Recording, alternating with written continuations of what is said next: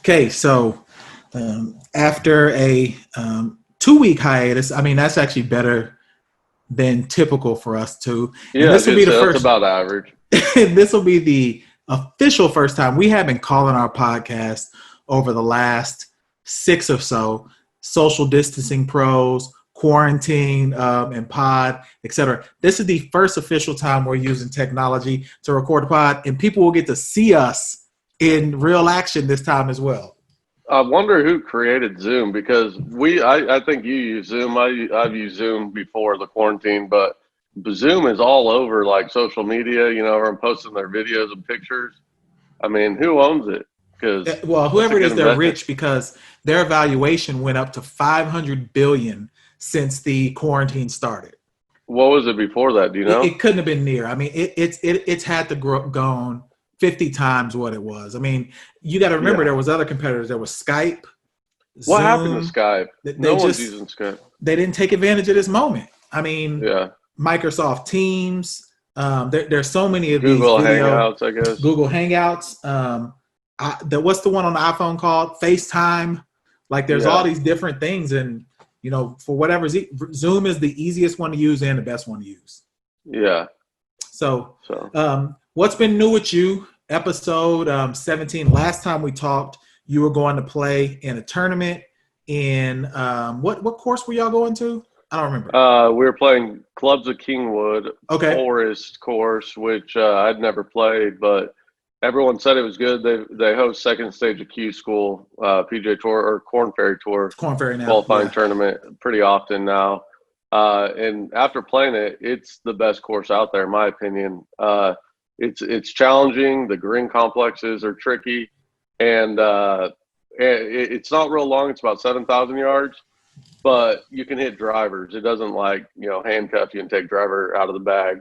But it's pretty narrow, so it's risk reward. But it was good. Yeah.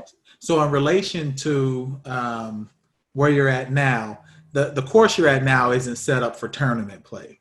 It's more just a recreational course.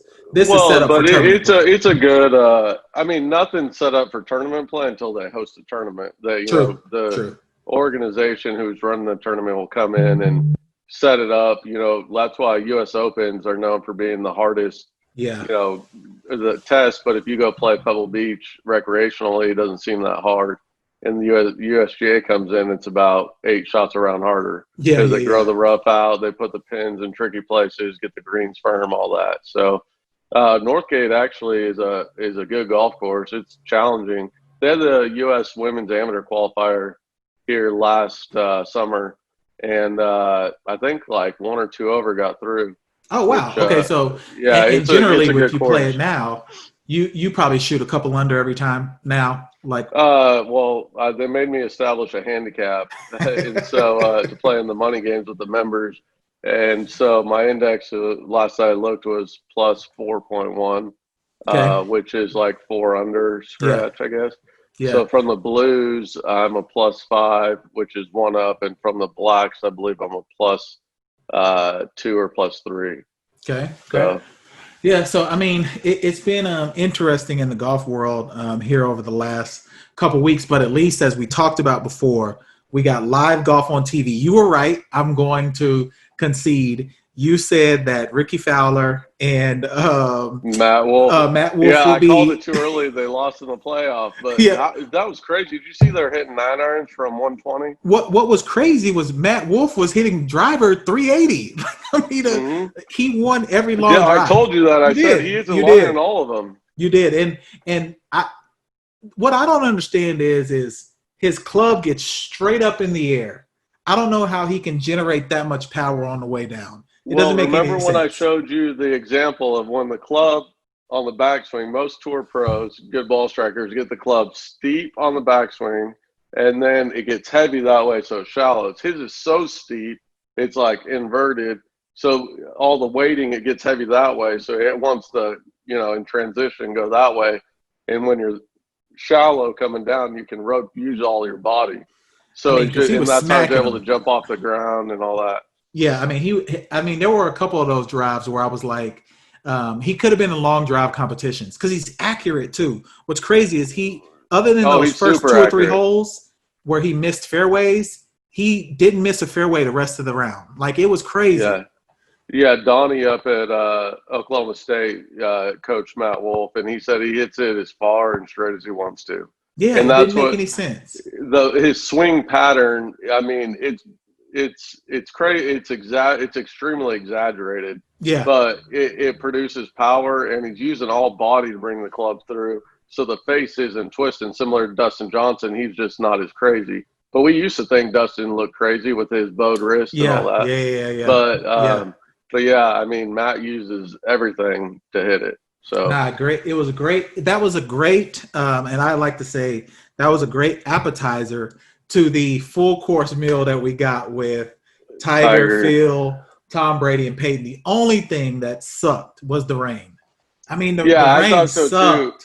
Too. But I thought the coolest part with the first match with Ricky and them was watching them carry their bag. Yeah. And the funny thing, like, I played college golf with Dustin Johnson, and I mean, I remember him carrying his bag. You know, and like, now it's weird to see it, but it was cool to see like they're kids again. You know, because that's what we did.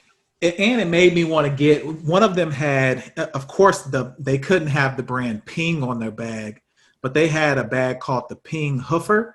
Have you seen those before? I want one of those. That's what we always had. Yeah, man, they are really nice. Like, it looked like a light bag. Now all like the companies are kind of making similar to the Hoofer, because back in my day, it was everybody had a Hoofer. Yeah, it looked really cool. So now, first impressions, I just want to get your thoughts from a golf perspective. Can Peyton Manning and Tom Brady really play golf? Are they Yes, and players? I didn't watch as much as you did. Okay. What was that? So I was playing with the member. I was playing the money game with the members, but it just shows how much different tournament golf is when you got to put a score next to your name on the board, you know, or on TV. It's all mindset. Like, I mean, there's nothing more mental than golf, in my opinion, or sports I've experienced. I mean, there's maybe hitting a baseball, hitting a baseball. But you're reacting to the pitcher, you know. So in golf, you're not reacting to anyone. You're like, you try to train so you can react and like be an athlete, but you're static. You're sitting there thinking about all the bad things, you know, that can go wrong. And that's kind of our nature.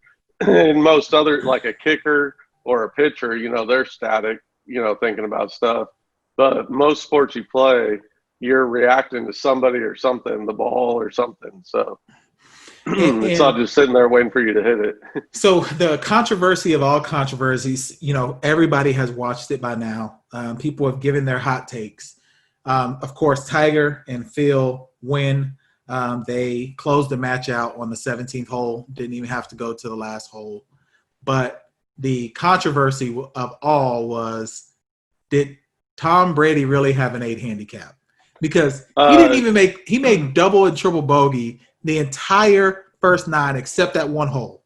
I've seen worse examples just with students that will get pretty good. They'll be like a 15 or something. Okay. And then I'll take them to like a scramble, but they don't know the other 2 guys on the team. Yeah. And they will hit the craziest bad shots I've ever seen because they're not used to, like, you know, being a part of a team, and other people relying on them and watching them and, you know, all that. Because, you know, I played in a best ball. It was a pro am. So me and Casey, who we had on last time, and then one of my buddies, and then the senior state am champ, actually.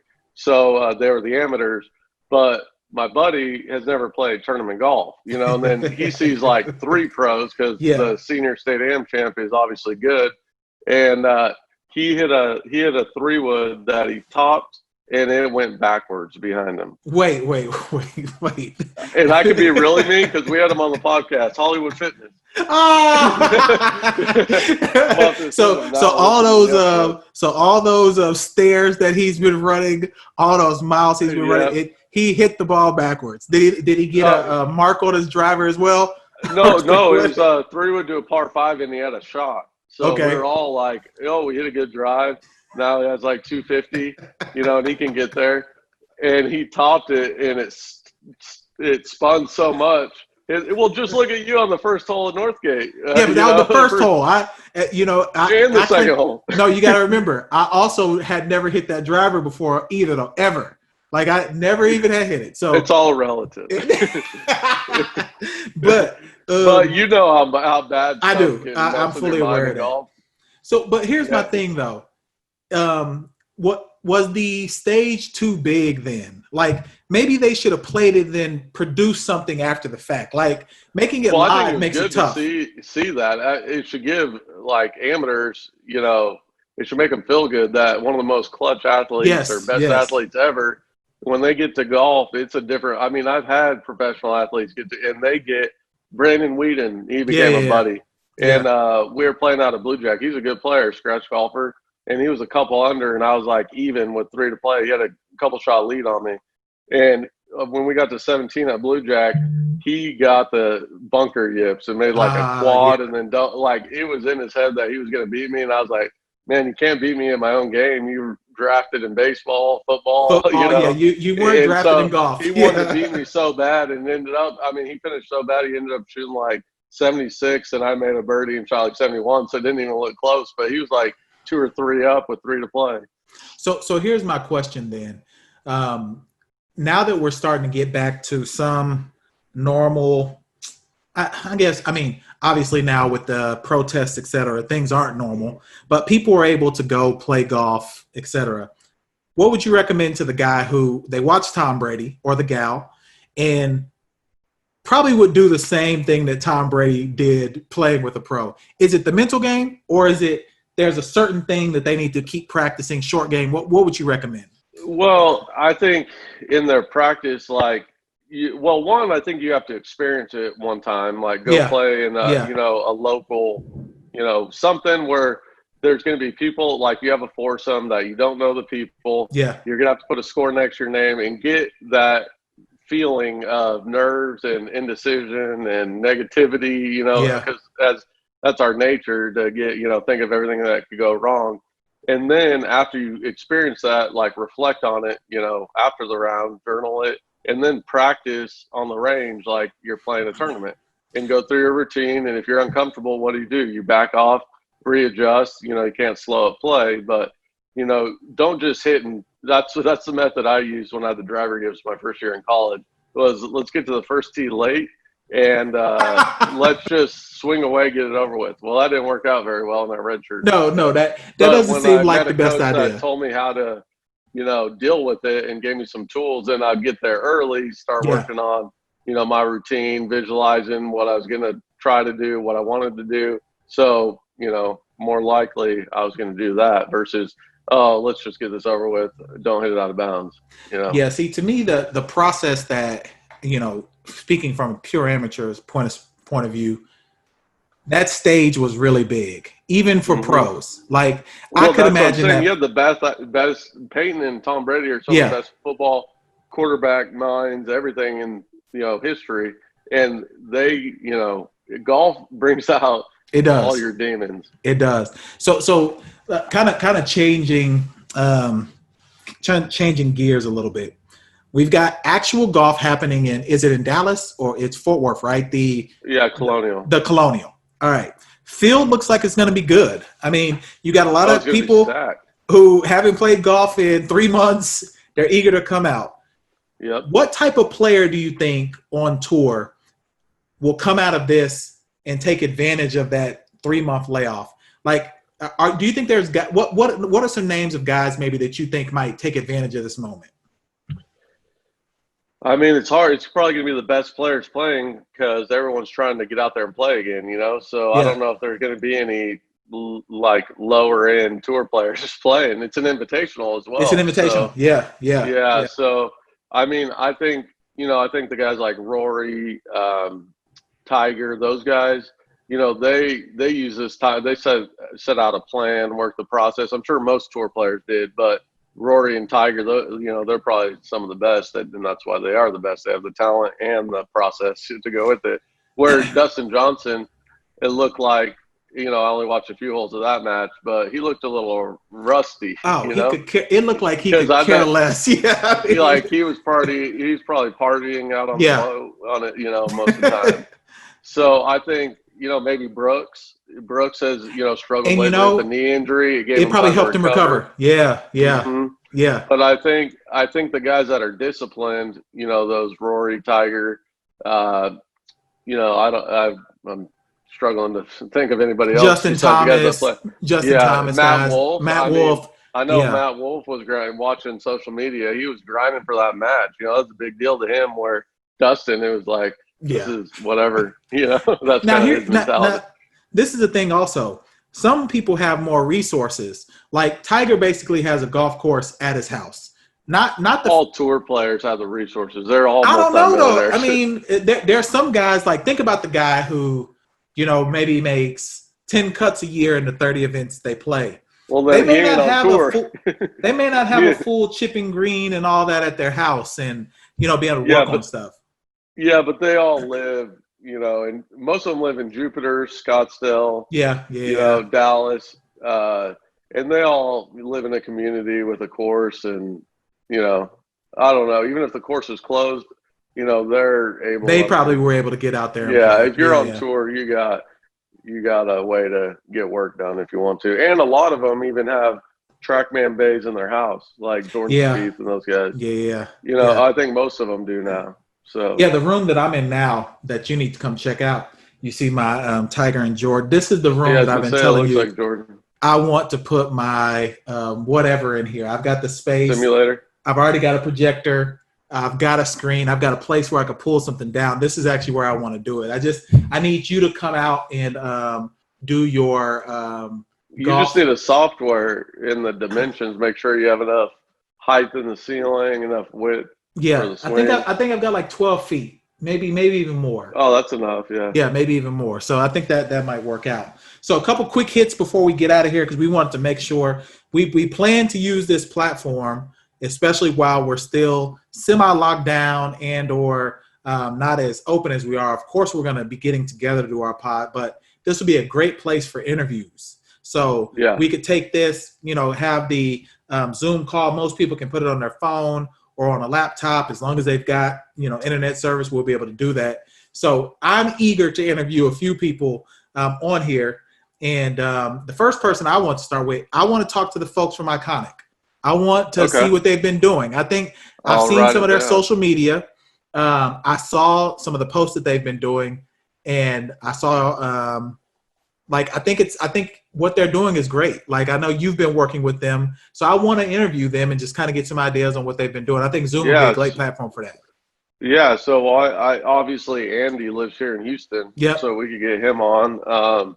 And he's, like second man in charge of this venture. Jim was they worked together at Callaway, and he was the one that originally started it and then got Andy involved because Andy had started Back Nine Apparel. He created that and then sold it off to Imperial. So he's, knows the golf industry and entrepreneurship and all that.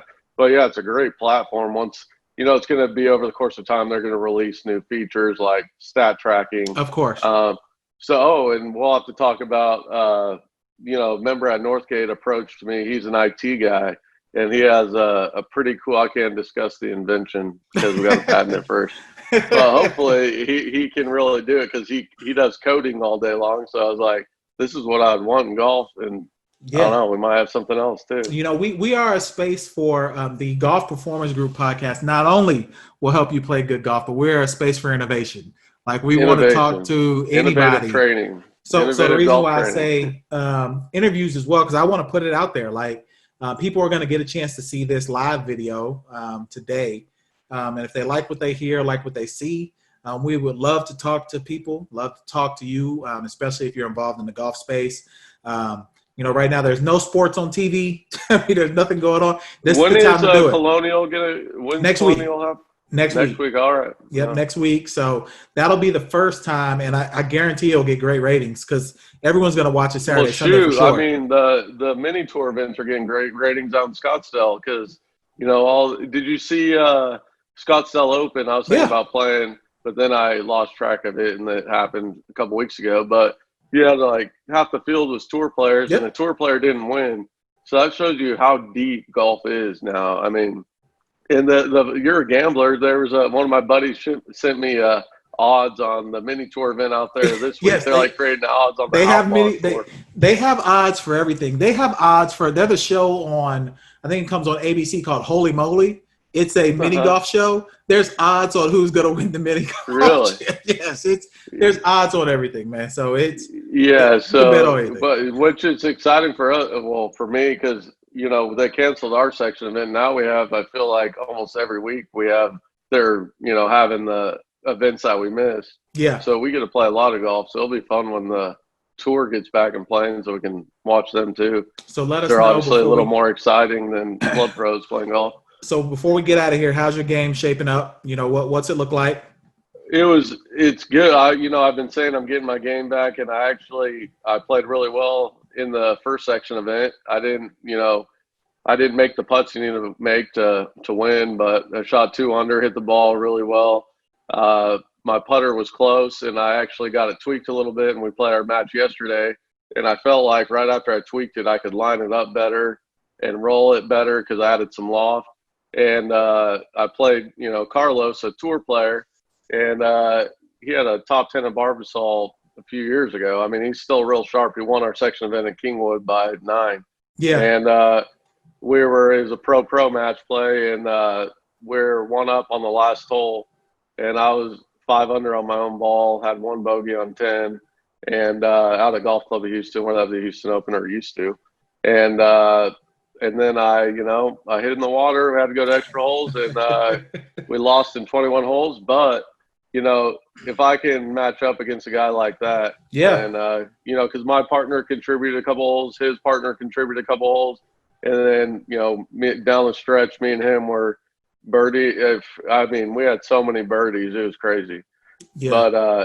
But 18, this is what the key takeaway, because you want to learn from all your experiences. I was not prepared with my nutrition. I thought I packed protein bars.